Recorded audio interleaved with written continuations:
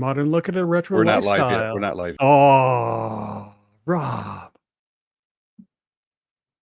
Welcome to the Generation X-Wing podcast, your modern look at a retro lifestyle. Tonight, I am your host, Jamie Pale Rider, and I am joined Steve Hosenose Lewis, as well as Rob Williams. coming in hot. amazing. That was perfect. Sorry. Yeah. It I'm threw me sorry. off too because Yeah, I'm we're watching good. I'm monitoring on YouTube to make sure we're live, and it starts off with me going, Rob. We're professionals. Professionals at work, hard at work. You're welcome. So just a quick note. I don't know if you noticed the banner. So Steve 3 is not with us tonight. He and his partner Allie are currently being affected by the LA wildfires. So yeah, we're might be a little bit distracted tonight. We're pretty worried about him, but yeah, we included a link in the description. Yeah, check out the banner. Just if you're in a position where you can help fund like the first responders, anything like that, Rob has been kind enough to include all that information in the description of this video. So yeah, yeah. With that, yeah, obviously Steve's not going to be here, so it's just going to be the three of us tonight. With that out of the way, we are talking my movie pick tonight, 1985 Spies Like Us. So I don't know whether I should be sorry yet or not. We have discussed zero about it beforehand, which I feel like is a rarity actually. So yeah, this is kind of fun. I Yeah, wanted to say something, but I kept thinking, save it for the podcast. right. I just hear Rob's Rob in my voice. voice. Exactly. Yeah, I don't know how many times we've been just like shooting the shit beforehand, and we'll just start talking about the movie that we're reviewing, and Rob's like, save it for the podcast. Yeah, exactly. So yeah, this was my movie pick. It was kind of a spur of the moment thing. Spies Like Us came out in 1985, starring Dan Aykroyd, Chevy Chase, Donna Dixon, as well as Frank Oz, Christopher Malcolm. And you might be like, who the hell is Christopher Malcolm? But if you go to Christopher Malcolm's his IMDb page, you will see a very familiar photo of an X-Wing pilot or a snowspeeder pilot from Empire Strikes Back. I found He him. was Zev Seneska. So basically the pilot that found Han and Luke after the storm. Sorry, who was he in the movie? He's Rogue 2. In Spies movie. Oh, he's the jump commander, the jump master in the plane when they like in the basic training. They're not going to make a jump, right? Yeah, he's the jump master. I had no idea. So yeah, Zev. Because I saw all these other people, but I missed him. Oh yeah, we're going down the list. So also, there's a lot of just like people without lines, so just co-starring cameos. So in addition to Frank Oz and Christopher Malcolm, we have Matt Frewer, Terry Gilliam, Ray Harryhausen. Oh, I missed Harryhausen. That one blew my mind, dude. Bob Hope, Sam Raimi, B.B. King, and Rico Ross. Yeah. It's just like all these crazy cameos. There's like, well, and really? You already touched on some of it. There were 5 different movie directors. Yeah. Yes. Yeah. Oh, so yeah. Frank and I missed was one of the Coen brothers, right? Yeah. Frank Oz, Gilliam, Joel Coen, Sam Raimi, and Martin Brest. There was also Larry Cohen was in there too. Yeah. A different Cohen. And then, Ray Harryhausen is one of the doctors. Really? Yeah. Oh my gosh, that's awesome. Just like, what? I saw his name in the credits. Like, you gotta be kidding me. How did you get wrangled into this? And I was like, it must just be like, I know it's not like a super common name, but I'm like, it must be someone with the same name, just super Quint. Nope, it's stop motion, Clash of the Titans, Ray Harryhausen, which is insane. I think he lost a bet or something. And that's why he won one, who knows, right? Yeah, it's so weird. So yeah, the movie was directed by John Landis, written by Dan Aykroyd, Dave Thomas, and Lowell Gans, music by Elmer Bernstein. Is that the Dave Thomas of SCTV? Take off, eh? Yeah. Yes, it is. It is, okay. It was made on a budget of $22 million, and the box office made $77 million. I don't know if Hollywood considers that a win, but they more than doubled their money. I'm not a Hollywood accountant, so I would call that a win. Let's just first impressions. Steve, you started to talk. We started to talk earlier, and we had to catch ourselves. Jose, what did you think? Thumbs up, thumbs down? Oh, gotta say it. Thumbs down. Yeah. I'm sorry. I remember watching this as a kid and thought it was hilarious, and as an adult, not so much. So, any particular reason that you can put your finger on? It wasn't David Lynch. Not David Lynch. David Lynch cameo in this. Yeah, I could understand what was going on, kind of. I think the main thing was I did not laugh once. Really? I don't know if I was in a bad mood last night or I'm dead inside, but I was just like, I mean, that's fair though. I get it. It's I kind of like I'm in a bit of the same boat. I found the laughs a little bit few and far between. It got me a few times though. Mm-hmm. So yeah, we'll get into that for sure. Rob, how about you, sir? Thumbs up, thumbs down, thumbs sideways? Before I answer that, I just want to start with this. Hang on. Oh, come on, man. It's the Pale Rider ASMR of the day. No. I do not. Yeah, I don't condone this. I've been doing this every time I live stream. Is the Pale Rider ASMR of the day. Today's drink is from Spinnaker. It's a lemonade. Yeah, they're awesome. Got a nice sparkling lemonade. Just Rob working like because I want to toast this movie. Since you didn't like it, Steve, and Jamie, you're on the fence. That must mean that I enjoy this. Yes. And Steve, it's the same situation. I remember this as a kid. Remember loving it, and I was sitting back. I'm like, I'm going to start to watch this. I'm like, this is not going to hold up, and I actually found myself pleasantly surprised. So thumbs up, not way up, but it's not like Waterworld. Love it, but it's that's a pretty high watermark. It's a high watermark. Very good. Very this good. mention of Waterworld brought to you by Facebook and your memories from my memory brought up Facebook 15 years ago. Well, I don't care what anybody says. Waterworld's still a good movie. But I actually I really enjoyed this movie. There were some things that weren't as funny as I thought it was, but overall I did dig it. I thought it was actually a lot of fun. Pretty slapsticky. Yeah, it was pretty like happy-go-lucky. Like they were just having fun. They were being silly, like silly and aware of it. It seemed like it was kind of nobody had any reins on these two. They'll just do what they want to do. Yeah. So, and maybe that does affect how people watch it. Like maybe that's why Steve didn't like it. Should have been a little more organized or so.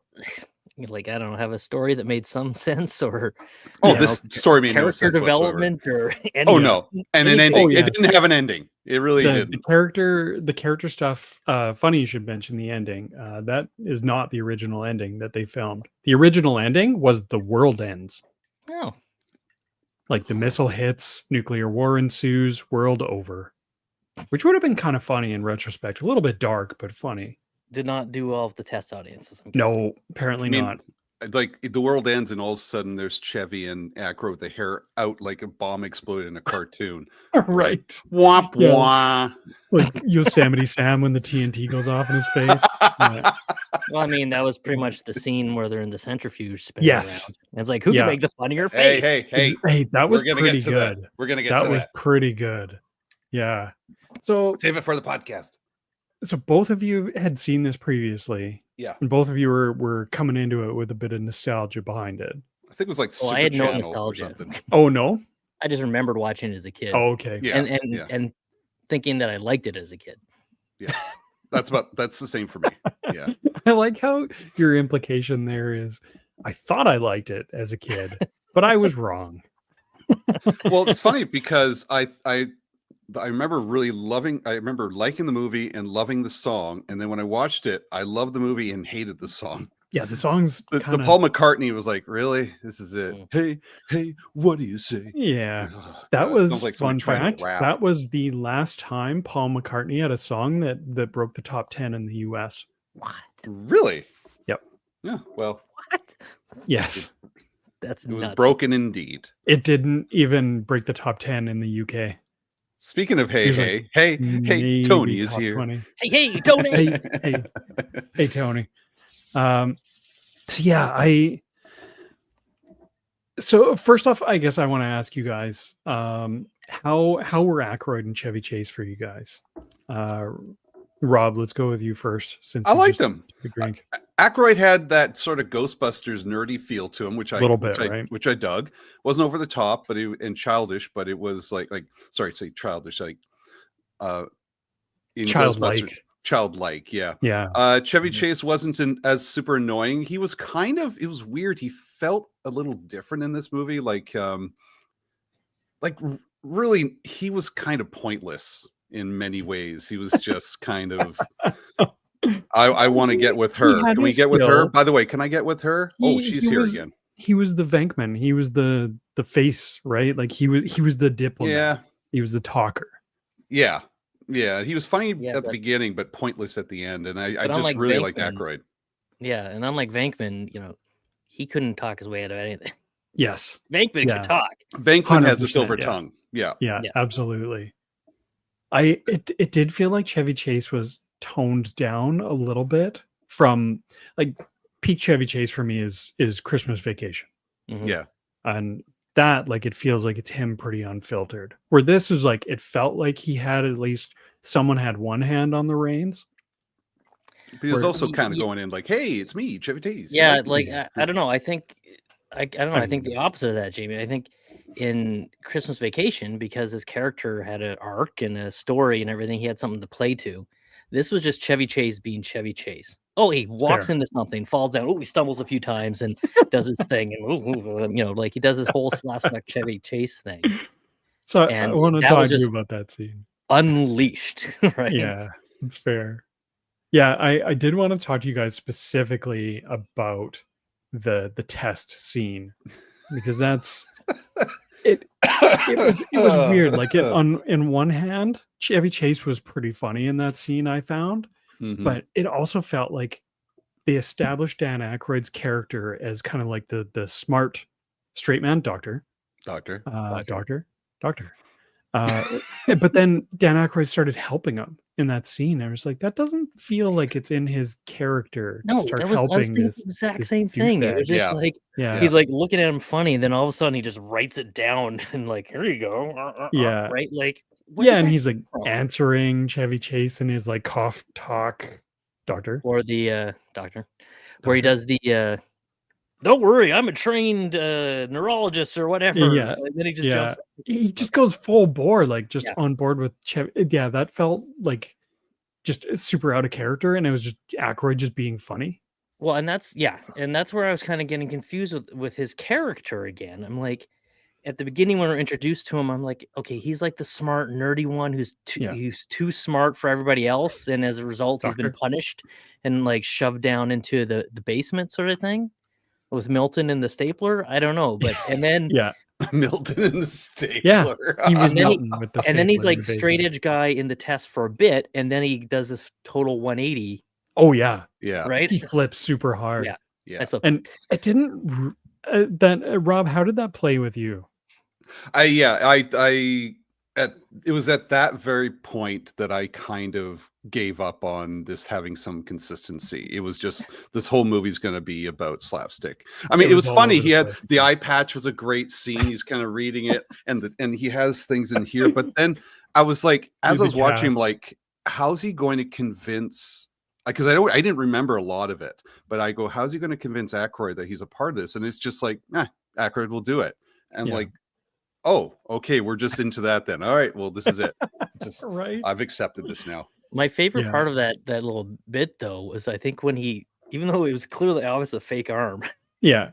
When the real arm was revealed, I almost laughed at that. He didn't, but that was probably the best part for me in that scene. That was a great sight gag because they didn't call attention to it. He just pulls his arm out and uses it, and you're like, oh, okay. Yeah. Frank Oz was really good in that scene too. His face is just kind of like he's purely watching this shit. And the cameras high school teacher, hits the switch for I love the camera reveal.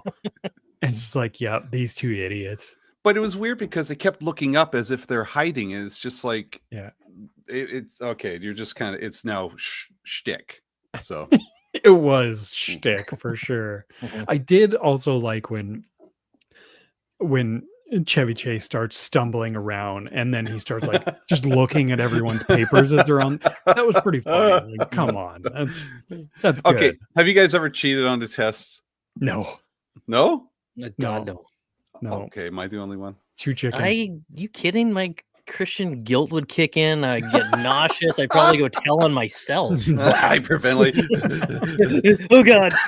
Please don't tell my mother. It's okay. I'm a licensed neurologist. This man just needs some air. I didn't have like an eye patch, but my calculator, it was calculus in college. And I couldn't remember a lot of these formulas. So my calculator had this little slit in here where I took a slide piece of paper, had some of the formulas just to remember. It wasn't really cheating, but it was a little bit of a cheat sheet. And so I was like, okay, there you go, and slide it back in. Then right in the name, calculations. It's right in the name. Cheat sheet. Well, yeah, there's a lot of names. I remember in high school, that was when they had those stupid thick grafting calculators. Do you remember those? Oh, yeah. And it was like one of the first things where you could type in text. Yeah. And I never did it, but I remember like my friends were sitting there just typing in every formula and every math thing you needed. I'm like, yeah, oh God, we're all gonna go to hell. I still have I think I still have my calculator somewhere. Chevy Chase. I know the sheet's still in there. Going to hell. Yeah, he was it's here. cheating. It's here. Here it is. Oh my God. Here it is. Okay, this is the sound of a math teacher getting excited about. Yeah. So there. Okay, so that's the inside of the calculator, and if I slide it open, there it is. There's the sheet. Oh my God, it's still there. Look at all that. Bravo. That's from the early. That's from the mid-90s, right there. Yeah. They're going to revoke your teaching license. Well, no, it wasn't teaching. Yeah, it was someone's going to see this. You're like, I got into business with this one. It had nothing to do with teaching. Frank Oz is going to flip that switch and the cameras are going to come out. Here's my third arm. Look, see. Oh man, yeah, dude, like the fake cast and the eye patch. I half expected him to like accidentally snap himself in the eye, like letting go of the eye patch. Kind of happy that didn't happen because it felt like pretty low hanging fruit, physical comedy wise. And like even the like long strip in his mouth that made me gag a little bit. I don't know about you guys, but I thought it was just like funny chewing though. But yeah, that scene escalates really hard, and it's long too. It is, yeah. It's it felt like one or two gags. It just he had that in his mouth as he walked in. It's all of them. Yeah, dude, that was a funny scene though. Not a single laugh from you, Steve. Not out loud. Nope. I think he internally chuckled with the fake arm. Just he's dead maybe inside. Breathed a little bit heavier through your nose. Yeah. Felt a titter. Yeah. Anyways, yeah, that was one of my favorite scenes, mostly because I like the physical comedy. But yeah, I did want to get into other favorite scenes. Steve, we'll start with you. Any scenes that like came even close to getting a laugh out of you? No, I'm so sorry. Really? This is not the no.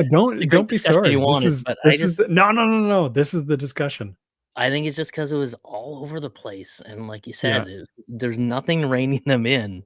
Yeah, and to me, this felt like the SNL sketches that they cut, and they're like, nobody's gonna stop us now.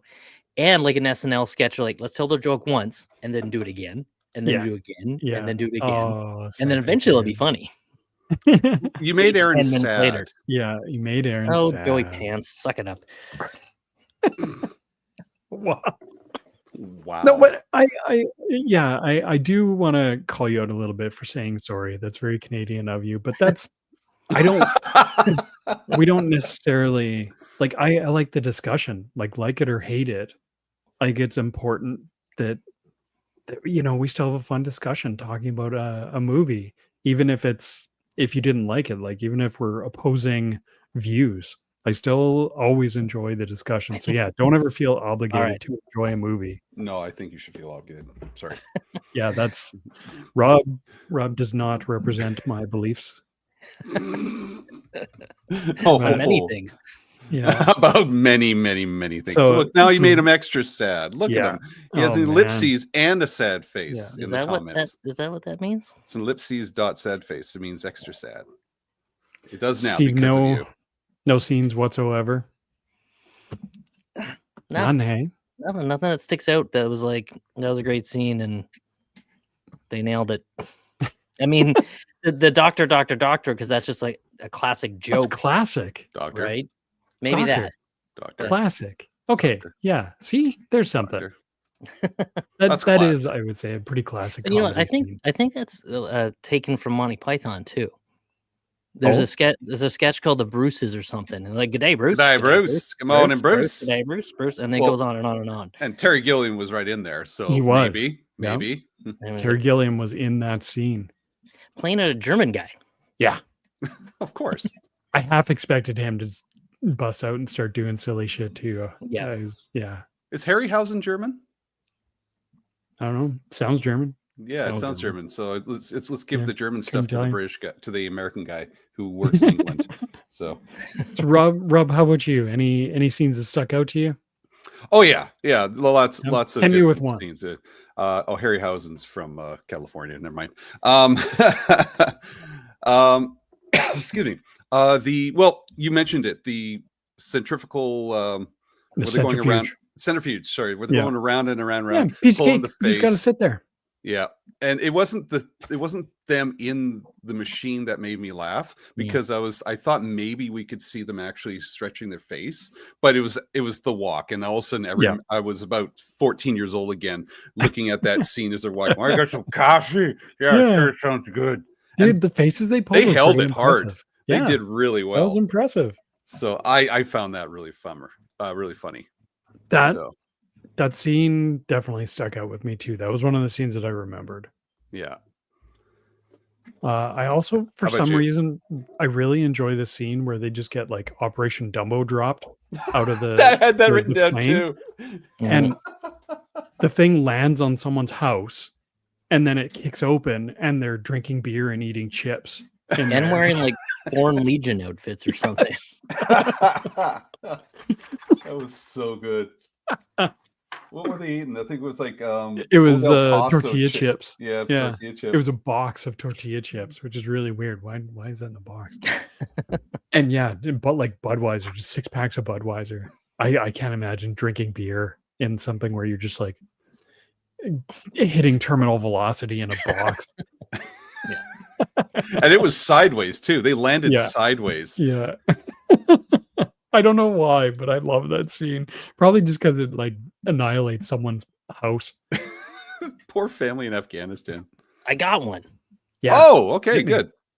Where they actually met the 2 other Americans. You're just reminding me of this. And because those guys were so cliche 80s preppy. Yeah. We're Americans, right? Yeah. Like, and because Amy and our watchers were like, they were great. What's going on? Why are they dressed like this in the middle of Afghanistan? Yeah.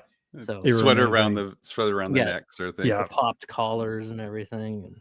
And like the big fake smiles and like tanned. Yeah, just they were perfect. I did. You did talk about the dropping scene. I also enjoyed the other scene where they're testing the radical vertical impact simulator. And it was just a plane, tip it over, crash head first into the ground. Thumbs up before we go. Yeah, that's your Canadian trivia. You know what plane that is? Is that the Avro? Is that Arrow? No, God, no. That's it. It's almost. It's the C2 Tutors. The nice. So, yeah, I don't know planes. Canadian? Is that the one over right? The snowbirds. You've heard of them? Yeah. Snowbirds. Yep. No snow. I know snowbirds. Yep. Nice. That's right. But they're still fun. Was straight out of a cartoon. Oh yeah, totally. It was good. Yeah, so good. I loved that scene. Rob, how about you? Any other scenes that stuck out? Oh yeah. I don't know why this made me laugh, and it's one of the few things I remembered from the movie when Chevy Chase tosses the grenade. It's weird, like it's tossed in here. Hey, what's this? You don't want it. He stands up there, and now there was a miss. You know, it's like when he gets up, he's frantically getting up, but in the next scene, he just casually gets up, looks at it, tosses it limp wrist, just kind of nice little toss through the window, and it blows the place up. Into it's the just box something of about grenades. it was just something funny about the way he just stood up, kind of casually, and just throws it in. That was so good.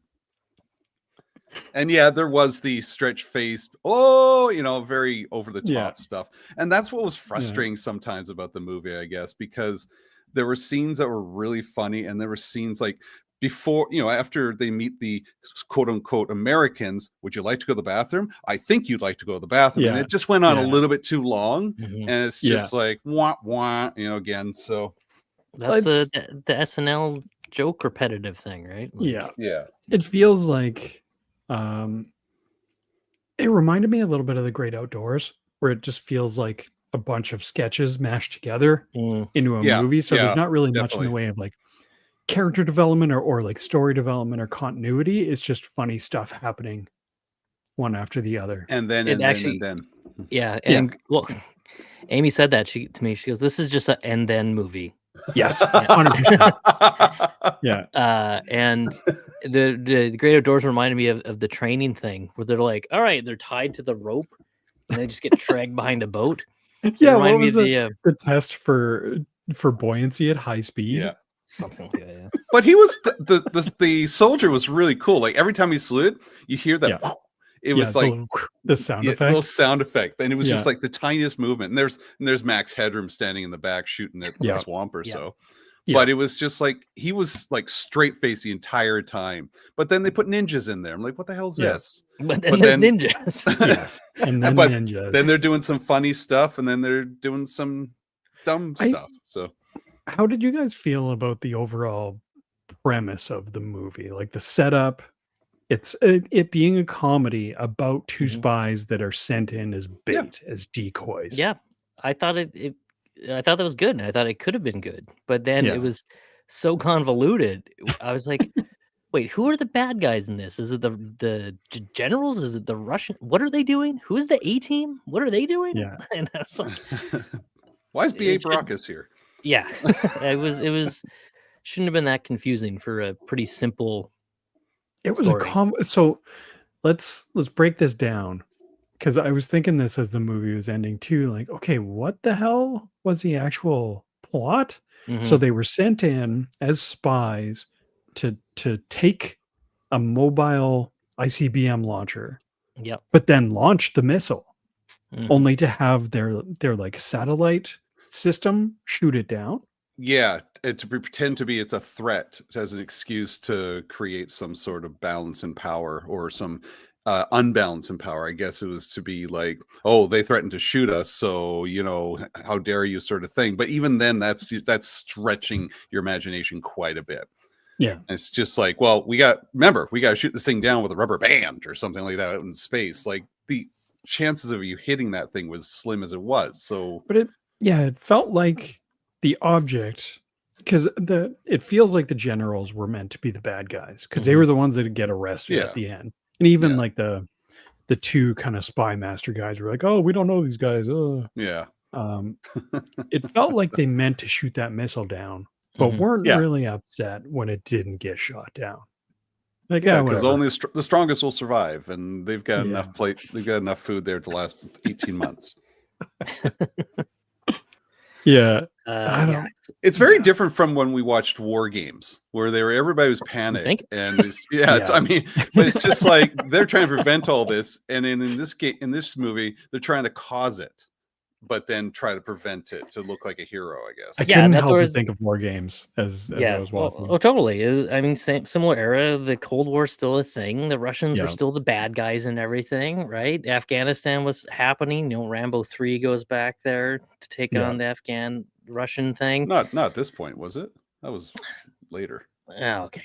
It was something. It was in that decade. Yeah, and then I don't know. I don't know where it's going with this. I'm rambling. Over to you, Jamie. I mean, it is, Steve, I think you were trying to say, and feel free to jump in if you kind of regain your train of thought there, but it's the Cold War setting. So like the similar setting as War Games, where it's Cold War, threat of nuclear war. The Russians are the bad guys. It's two different takes on that kind of setting. I didn't necessarily intend when I picked this movie for it to be reminiscent of War Games. because honestly, I didn't remember the plot involving the Russian missile. I just remembered Doctor and and my other favorite scene when Chevy Chase is being interrogated by the Russians. It says, each minute you don't tell us your mission, we cut off a finger. And he goes, mine or yours. That one gets me every that was time. a good one. That was a good Just line. his delivery of that line is excellent. We'll give you that. Yes. That's textbook Chevy Chase, just playing dumb, but like genuinely dumb. The Bob Hope joke actually was pretty funny if you remember the context it was There's in. context there. There's a lot helps. because you watch it now, it's like, why the hell is Bob Hope in this movie, just in and out with a golf club? He would continuously go help the troops, cheer them up. Go the VSO, not VSO. Is that what it is? VSO? The USO. USO. Sorry, not the orchestra. He would constantly go to the Vancouver Symphony Orchestra. Yeah. So he went to the USO, support the troops, and always had that golf club was his thing. And it's just so I found that funny, but it's just like I can see people not getting that. There was a deeper Bob Hope connection that might add some context that I came across while I was doing a bit of research. I can't remember it off the top of my head, so I'm just digging it up here real quick. But there was a couple other kind of weird connections and funny jokes, and I don't know if it's John Landis, it's his doing or what, but like the Soulfinger, the song that was being played by the Russians when they come upon the emplacement and they're dancing and first off, Dan Aykroyd straight up was just Elwood Blues at that point, just being like, oh, it's Soulfinger, like that's Blues Brothers. The Blues Brothers actually did cover that song on their album. Oh, that's cool. So they covered Soulfinger. I didn't know that ahead of time. I just thought that Dan Aykroyd was just Elwood Blues in that moment when he was saying the name of the song. The other one that just the weird connection, and it's totally random to me, is another John Landis movie with Chevy Chase, Three Amigos, reused the kiss you on the veranda joke from the musical that Chevy Chase is watching when you first meet him. Oh, wow. The Ronald Reagan musical. I didn't catch that. Well, I found it funny that he had the... Oh God, that he's watching a musical with Ronald Reagan. Yeah, I mean that was very, obviously at work. 80s. Yeah, at work. Yeah. Doesn't take anything seriously. Yeah, but yeah, just that one stuck out to me. Just the weird kind of reused joke, and it's not a great joke. It's all right, but so is this true? I read that originally Chevy Chase's part was meant for John Belushi again. Yeah, 100%. Yeah, written there. So Belushi died in 82.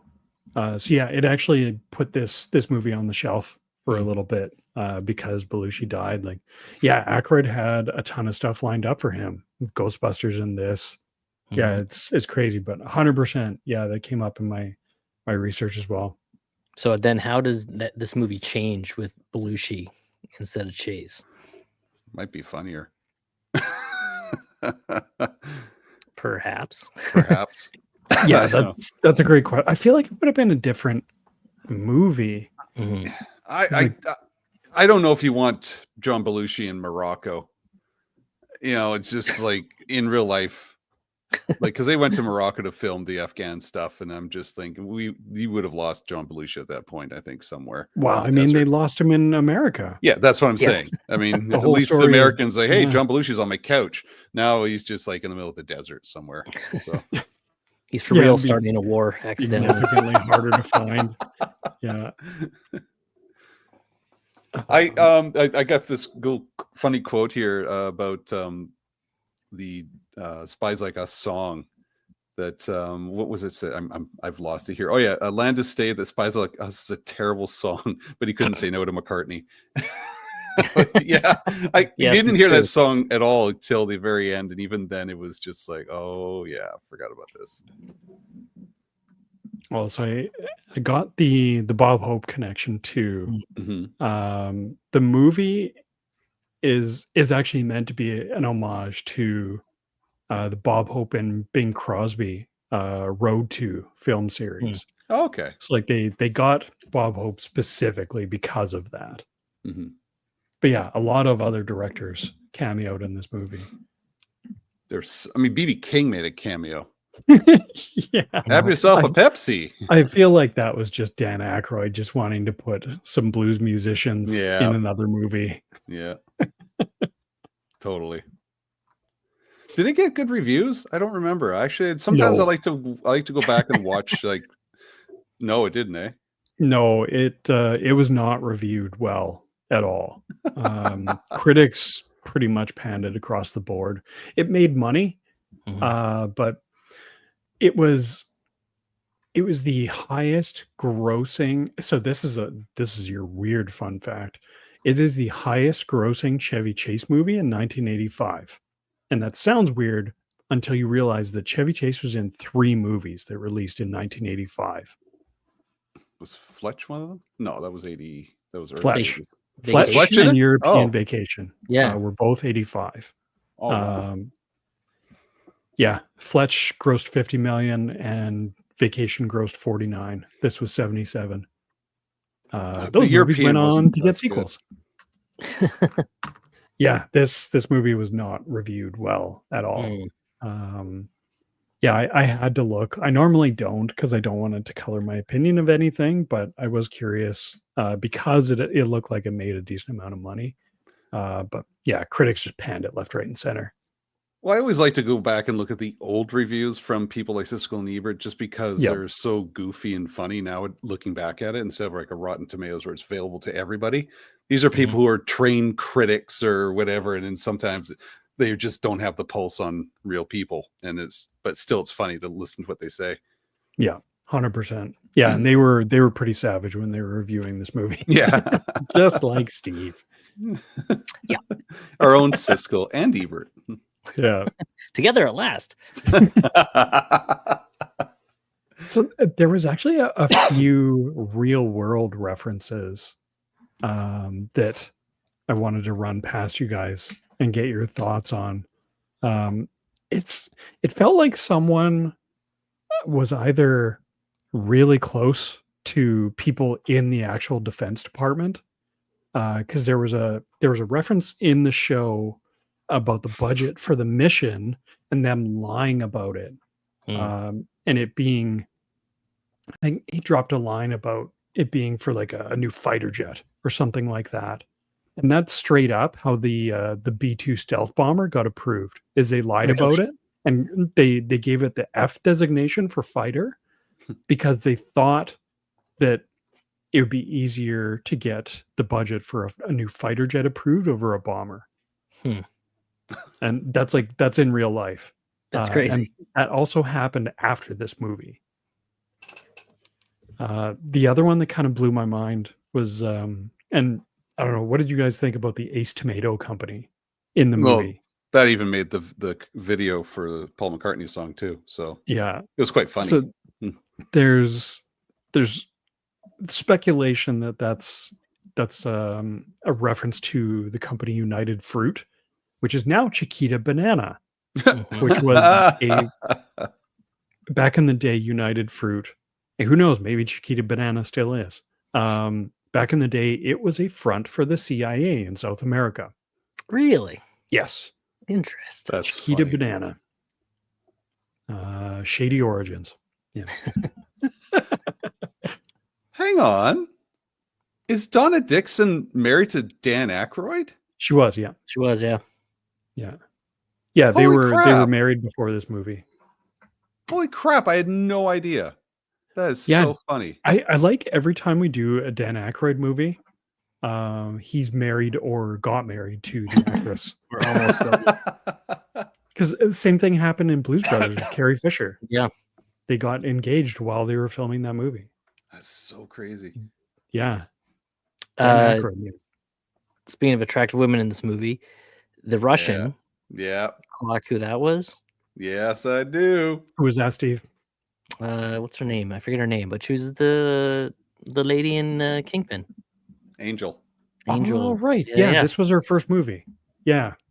Vanessa Angel. Yeah. Vanessa Angel. There it is. I think we made that. I think we movie talked about that when we were watching Kingpin, and I was Did just we? like, yeah. I Really? thought this, yeah, we did, because I thought this was, I was going to make some sort of joke how Jamie was trying to make a connection between Kingpin and this movie or something like that. We're just doing the Vanessa Angel trilogy or something. We got to find another movie she's involved. And it's, let's look that up right now. Was she in 3 movies? Not that we are going to ever review. Yeah, that's fair. I don't know. I'm looking through it, and you want to watch G-Men from Hell or No. Super Babies, Baby Geniuses 2? No? Oh, no. Okay. Endless Bummer in 2009. Right. We could do a Murder She Wrote special if you want. Oh, wow. All right. So kind of getting back on track a little bit here. My last kind of fun factor thing that I was curious about was back to the test scene where Chevy Chase was talking about the test itself, the Foreign Service Board exam. Mm-hmm. He's like, it's 500 questions. You have 2 hours to do it. So I had to know the math. Like, how much time do you have for each question? Rob, math teacher, any guesses? How much time did they have? 2 hours. 500 questions. Oh, Jesus. Okay. I gotta make calculator. I gotta get my cheating calculator. I got my cheating calculator. No, it's, if you're going to calculate it, I'll just tell you. It's a question answered at every 14.4 seconds. Taking the fun out of it. That's pretty quick. Which is nuts. And it was multiple choice. Chevy Chase said. So, I feel like you're... Yeah, exactly. There's going to come a point where you're just maybe not giving each question your full attention. I want to use my calculator. No, I wanted you to do it in your head because you're a math teacher. Hey, I have so many problems right now as a teacher about that philosophy, but I'm just going to let it go. So you triggered something here. Wow, Rob is triggered. Anything else you guys wanted to talk about with this movie? I feel like we've kind of run the course. I did enjoy the operation scene as well. Oh yeah, the operation. That's one of the weird scenes. I was kind of like, I thought it was going to be funnier than it really was. I mostly just liked Dan Aykroyd like hovering the scalpel over the the victim, we're going to call him, and then looking up at the doctors, and they're all going, no, shaking their head. It was funny. For him frantically reading the manual underneath the table. Yeah, because they do that. It was very slapstick. They kind of zoom in, and Chevy stares at the body, and Aykroyd's underneath the table. Step one, read frantically, like, yeah. I like how step one, we shave the patient, and I think Chevy Chase starts like putting lathering up his the beard. cup with the whiskey thing. I don't know, brush. That's the word I'm looking for. The whiskey thing. I think that's what you're drinking right now, just to get through this movie. Yeah, and then they just immediately skip that step. So, how would you have ended this movie then? I like the original ending. Just God no. The world ends. No, nuclear war. No. I mean, wouldn't fit the movie. Their ending that they filmed after the fact, after they checked it with test audiences, I felt was kind of lame. Them playing Trivial Pursuit, with the Russians from the one random mobile missile launcher crew, and like they get one question wrong about American pop culture, and they're like, "Well, that's Eastern Europe gone." Nope. Yep. Serious. They didn't even get a pie for it. No pies. They weren't playing for pie. They were playing for missiles, man. Serious business. It wasn't clear. Serious negotiation. How would I want this to end? Yeah, I think before they even got to the ending, I just made it a little clear who's the bad guy and what's going on, so then I could figure out how to end it. Hey, weirdos! Hello. Hey, weirdos. No, you do don't. need to watch this again. Yes, don't listen to Steve. You need to watch this again. It has been a while, but there's some good stuff in this movie. There's funny stuff. There's some funny stuff. It's vintage Chevy Chase. Yeah, and Aykroyd's pretty good too. I think he was my favorite of this whole thing. I would agree with that. But you got two to choose from. How should we have ended this movie?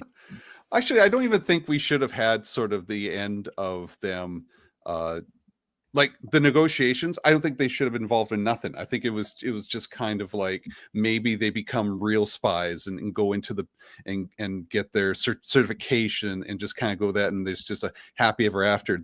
Why are they in charge of negotiations? Why are they in charge of everything? So all of a sudden they're like, you know what? Nonsense. Now you're president, and now you're president of these two decoy spies who were promoted under false pretenses, and the one random Russian missile crew.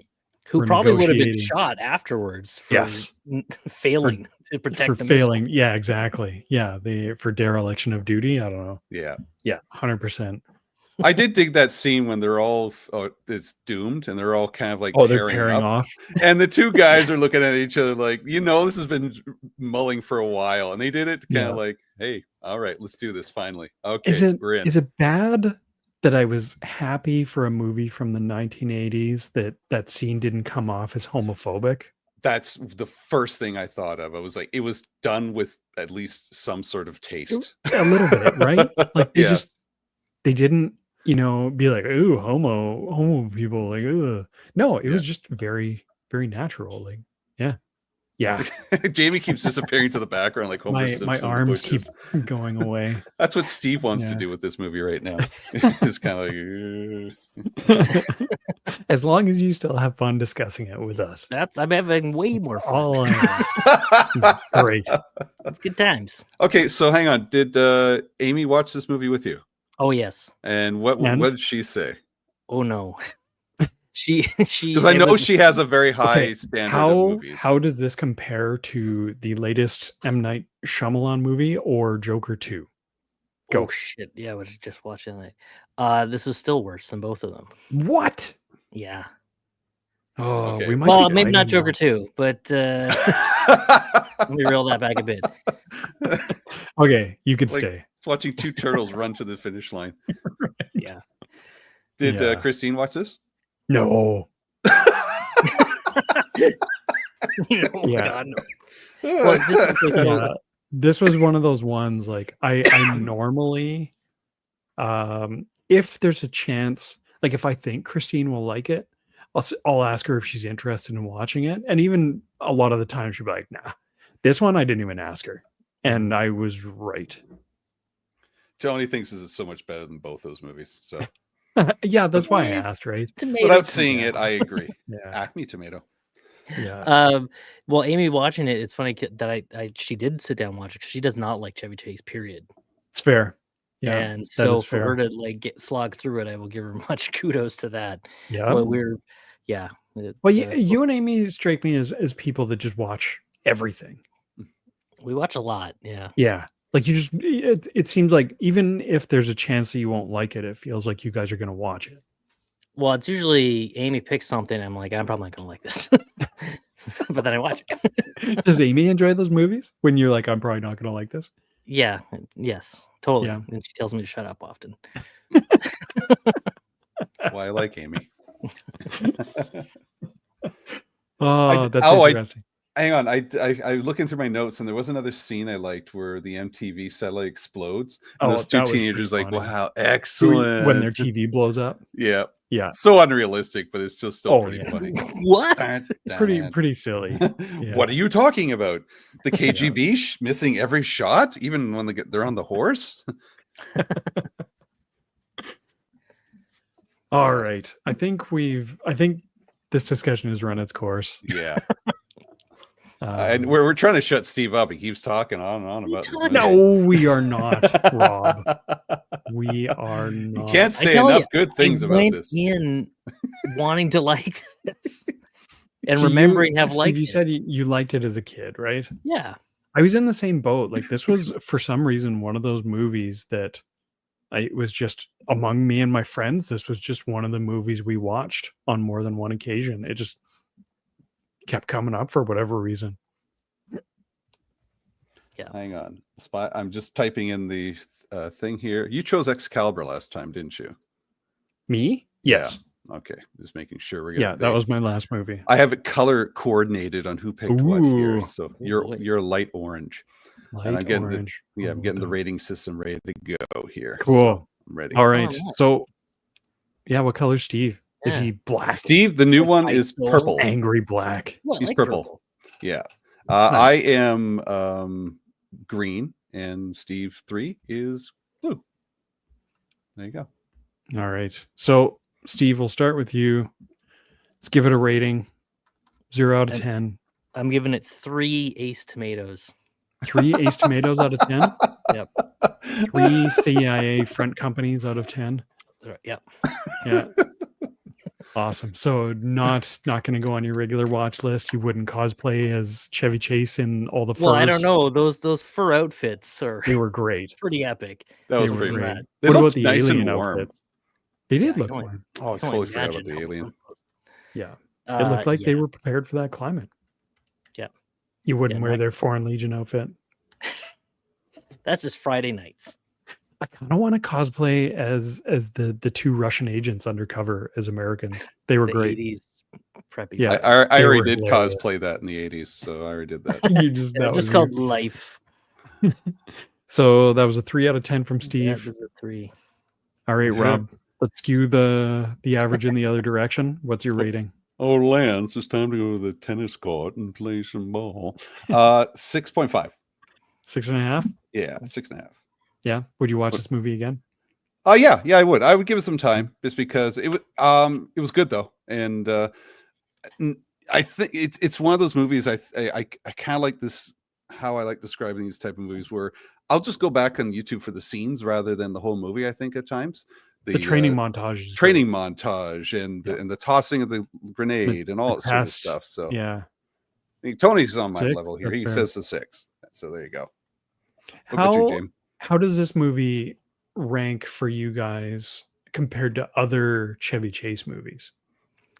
I was thinking about that, and I was going back through his stuff. I'm like, apart from Vacation, the Vacation series, there's not a lot of movies that I remember liking with him in it. Well, Three Amigos is up there. Three Amigos up there, yeah. So I'll give him that. I've never seen Fletch. I saw it, never liked it. Yeah. So I was trying to think about Caddyshack. Caddyshack. Yeah, but again, he's not. That's a big entourage. Huge player in that movie, right? Yeah, it's an ensemble cast. Yeah. Yeah, that's a good point. This is probably one of his better ones, if you want to, for me. And that's not saying much. Yeah. So I like Christmas Vacation for what it is. Yeah. That's Three Amigos is tippy top for me. Mm-hmm. If we're talking Chevy Chase movies, let's be honest, he's a third of that movie, and he's beside Martin Short and Steve Martin, who are freaking geniuses. Mm-hmm. Yeah. Because I'm looking through his list here, and there's cameo, and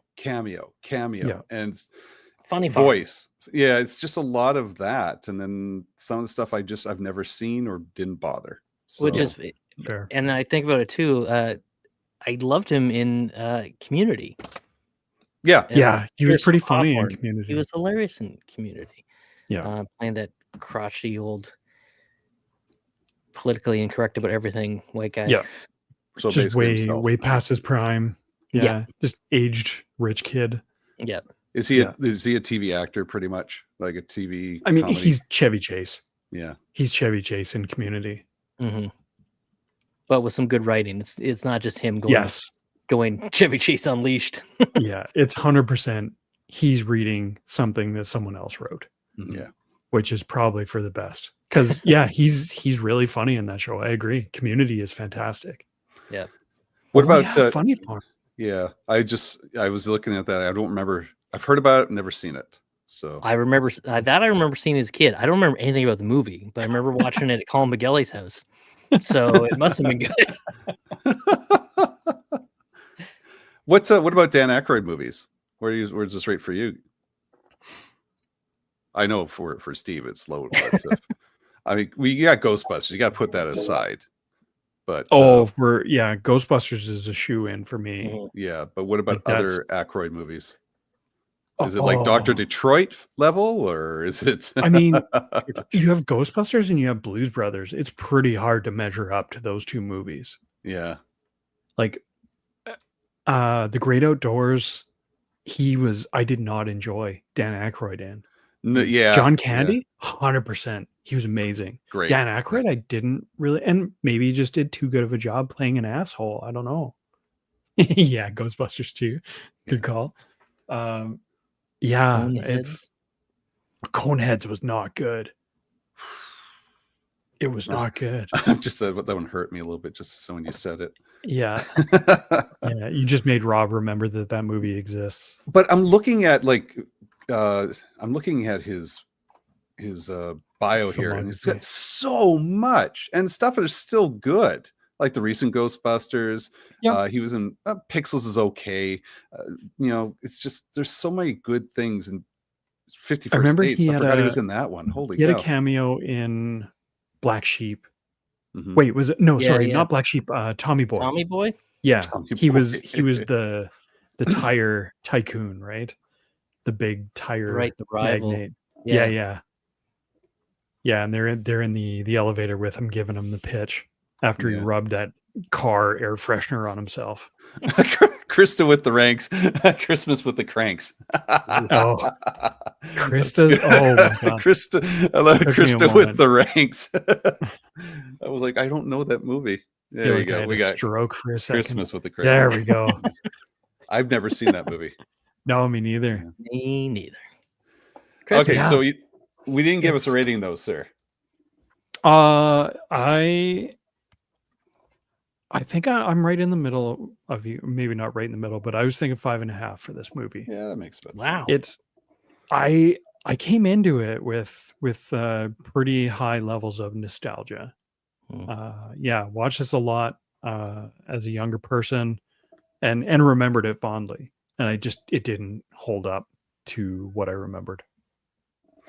Well, my calculator from college with the cheat sheet says the cheat sheet says right here that it's an average of 5 on the notes. Average of 5? Yeah. Feels about right, to be honest. Yeah, that sounds about right.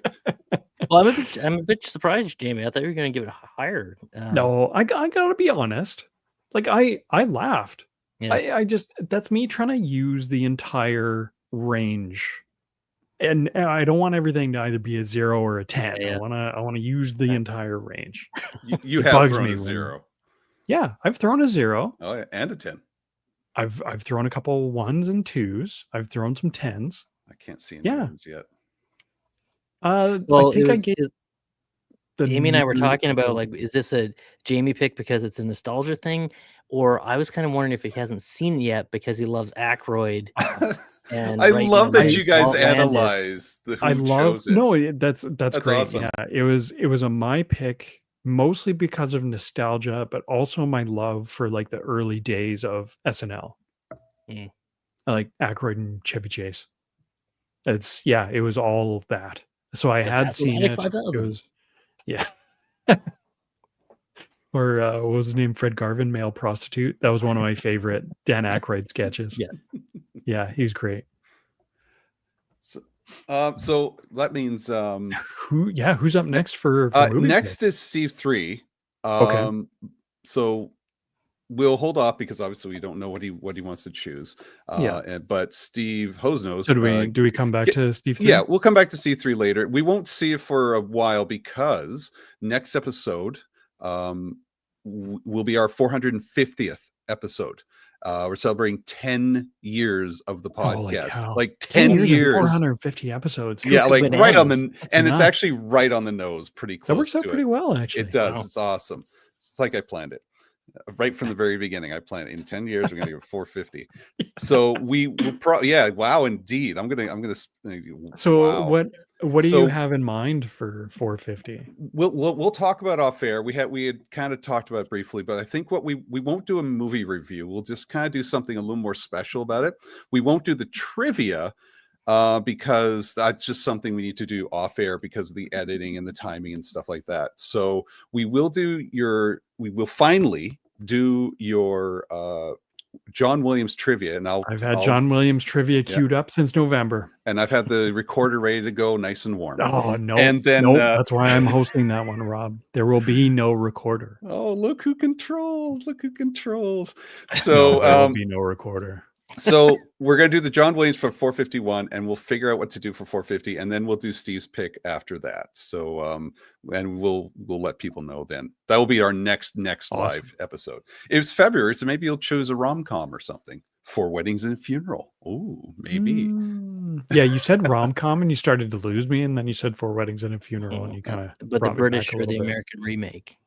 There's an American remake? No, Steve. There is only wait. I can't let this one go. What? Because like 4 Weddings is like my favorite rom-com. Yeah. Like the British one, I assume. You've got Mails up there too. Oh yeah, I didn't no idea there was an American. Good. What's it called? 4 Weddings and a Funeral. Oh god, it'd be something American or something like that. Is the American one Andy McDowell, or is that the British one still? No, British. Okay. Is it raining? I never noticed. That's the worst delivery of the whole movie. Do all the Ghostbusters. Oh, in February we also have, and I think I can. We're hopefully going to have Marty Matulis. He's agreed to come on the show, and he wants to come on the show again. That's susceptible to timing and schedules for Marty, but he does want to watch. We are going to discuss Indiana Jones, the first 3 movies together. Oh yeah. So far, but it's going to be Indiana Jones themed, and Marty's going to join us from. If you don't know Marty, he is Vane the pirate in the latest Skeleton Crew, and I just watched a recent episode, and there he was there, and he wasn't in a lot of that episode, but then he had like a full full face. Vane. It's just like spoiler. Vane was there. There was an alien in the show. Ruined. There was an alien in the show. Ruined Star Wars for me. And he said things in Huttese. Yeah, he had Don't a line. Tell anybody. It was great. Yeah, because the whole time that episode we were watching it, I was like, oh yeah, I'll have to point out Marty to Christine, because I was telling Christine about Marty wanting to be on the show. I'm like, man, is he not in this episode? And then just bam, right front and center. Yeah, and as Tony says, I can't wait to see you guys talk with him again. It was so much fun talking with him before. Yeah, and now you two will get a chance to chat with him as well. I'm excited to chat with him. Super down to earth kind of guy, and that will be a great conversation. So I'm gonna bring my A game. Yeah, well, he started talking about being in Star Trek. And I was screaming at the screen, Rob, because he was like, "Oh, what was the one with the?" Yeah, he was like, "Oh, I was in that Star Trek with the remans." I'm like, Star Trek Nemesis. Yeah, he was in 5. He was 5 different characters in Star Trek. So so you get a chance to chat with them, and that's in February. So a bit of juggling happening, but we'll figure all that out off air. Sweet, yeah, it'll be fun. Lots of big stuff coming up. This is gonna be a great year. I think this is gonna be a fantastic 10th year. So yeah. Also in February, Fan Expo Vancouver. Vancouver. Oh my God, yes. Yeah, we will be out in force at Fan Expo. So hey weirdos, I assume we will see you there. Hey weirdos, we'll see you there. Yeah, that's gonna be a fun one for sure. Mm-hmm. Lots of Star Wars and Ghostbusters shenanigans. Yeah. Awesome. It does make me feel good. What makes you feel good? Bussin' makes me feel good. Bussin' makes me feel good. Agreed. I concur. Doctor. It's confirmed. They will be there. Weirdos are going to be there. Excellent. Sweet. Awesome. Cool. Well, if there's nothing else to add, I think we can wrap it up there. So thank you guys for I was going to say suffering through Spies Like Us, but that really only pertains to you, Steve. Thank you for watching Spies Like Us and discussing it with me. Thank you for letting me. So we got episode 450 coming up, all kinds of crazy stuff. Steve, we'll start with you. Where can we find you, sir? You can find me painting mediocre D&D figures on Hose Nose Paints. Not mediocre. At the Graham. The kids say the Graham. I like the bird, the necromancer mount. Oh, that you made. That's a good one. For Aaron. Yeah, I figured. I remember Aaron being a necromancer guy. Yeah, I like it. over Christmas, I finally had some time to sit around and do something. So, Dead Birds, it is. Anyway, sweet mount for a D&D character. Yeah. Where can we find other people? All right, Rob, where can we find you? You can find me at Outer Rim Rookie. I've got some videos. One's ready to go. I'm just holding off a little bit on the timing, and another one I'm working on to get that out there. And I've been doing a lot of online streaming. I've been playing GeoGuessr lately, which has been a lot of fun. There's a lot of, and I'm actually getting more people interacting on GeoGuessr than I was on power washing. But good news, power washing's got a new level coming out with Wallace and Gromit. So I'll be doing that within the next month, I think. But it's great because in GeoGuessr and that, like Tony, for example, who's watching now, he's there, and I'm meeting some other people there. It's been a lot of fun, and maybe I can get you guys doing a little bit of GeoGuessr. I don't even know what this is that you're speaking. I'm crap at geography. You don't have to. There's one part where you just end up in somebody's house and you got to figure out where in the world you are in somebody's house. And you did end up at the firehouse, at the Ghostbusters firehouse. That was like, yeah. When me and Tony were there, and it's just like they dropped you basically GeoGuessr. They drop you somewhere in the world. You got to figure where you are, and you put your pin on a map. And he says, "This is where I am," and you see how close you are and get these many points. So it's a reverse Carmen Sandiego. Kind of. Yeah. So they dropped this here, and I was looking around. I was like, "This looks like New York." I turn around there, and there is the firehouse, and we just zoom in, and people are in front getting posed. It's like the Google car is driving you around, right? And so lately, I've been playing that. I've been playing a lot of GeoGuessr in Victoria, and so I get lost in Victoria, and man, what a maze that place is! Just like it's telling me. Just a mess. Yeah, you're telling me, right? So, and my goal is to get perfect score in that GeoGuessr in Victoria. So I've been having fun with that. So that actually sounds kind of cool. Seriously, we should try it one time. I'll give you the invite. You don't have to pay anything. Give you an invite. Try it out and see what you think. So all right. Yeah, we'll have to play it as a group for sure. Yeah. Cool. Well, Steve 3. Oh yeah, Steve 3. Fart. And I put in a link at the bottom in our description if you want to support any of the charities to help fight the LA fires or the people that are affected by the fires. The link is to an LA Times article that has a list of different charities you can help support, because that's why Steve's not here. Yeah. And so we're hoping he's okay. We're hoping everything goes well for him and his friends. So it's been rough. Yeah. We got friends there right now. They just left. They're at Disneyland, and it was like, we got to get out.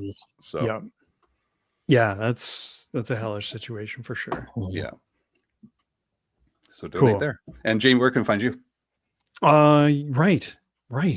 You can find me on YouTube. We haven't actually done anything in a while. We got lots to do. Yeah. But yeah, coming out of the holidays, everybody's super busy. But yeah, we'll have some more content coming out soon on YouTube, on the ongoing YouTube series on the Generation X-Wing podcast YouTube channel called Ready to Believe, where we're still talking Ghostbuster stuff. Hey, oh yeah. Merch. I put it up in the corner there. Ready to Believe. See? So yeah, we have lots to talk about. I got my 2 in the box shipment. I got my O-ring plasma series figures. Yeah, there's I still don't think we've done like a dive at all on the Bell Gizmo build. Yeah, lots to talk about still. Lots to I got my belt. In the world of Ghostbusters. Did you? Nice. No, it's still in Vancouver. Oh. It's arrived. It got that far. Sweet. That's good. Oh, hang on. So yeah, we'll do a deep dive. 2 in the box. Nice. You got his in Ontario. Yeah, it's awesome. I'm very happy. Yeah. Cool. Well, yeah, thank you, everyone who's watching live. Thanks for listening at home. Yeah, and until next time, bye. Bye. We gotta do an intro now. All right. For those live, we're doing an intro. This is 4:49. Making some sausage. All right. Quiet down. Here, I'll shut him up. There you go. I'm the problematic one. See, okay, he agreed. See, there you go. All right, let me do the damn intro. Like dumb. Okay, there we go. It's just you and me now. I'm Jamie Pale Rider. We're talking about a really bad movie that I picked. We'll see you after these messages. We'll be back to pick you up later. Hey, good looking. Oh, you guys are awful. Just You have too much power, Rob. I know. I got some recorder music. Want to hear some? No. All right, it's just me then. All right, let's pull out the recorder. There you go. It's just you. I really was tempted to just leave. So like you try and bring it back and it's gone. Well, if you had left, Steve's intro would have been the intro. Nice. I mean, I'm tempted to go with it. No. I can record an intro if you want. Go for it. Yes, please. All right. It is episode 449 of the Generation X-Wing podcast, and today we are talking my movie pick, Spies Like Us. Stay tuned. Didn't affect you. Well done. Nope. Just Didn't power crack. through. That's it. Boom. That's your one. That's what you get. Wow. And I could take your audio separate, so that's perfect. Or I Yep. can just put my audio and go, I am a consummate professional. Way to go, Krusty. That's what you do, a kid. What the hell was that? All right. Putting the tape in. There you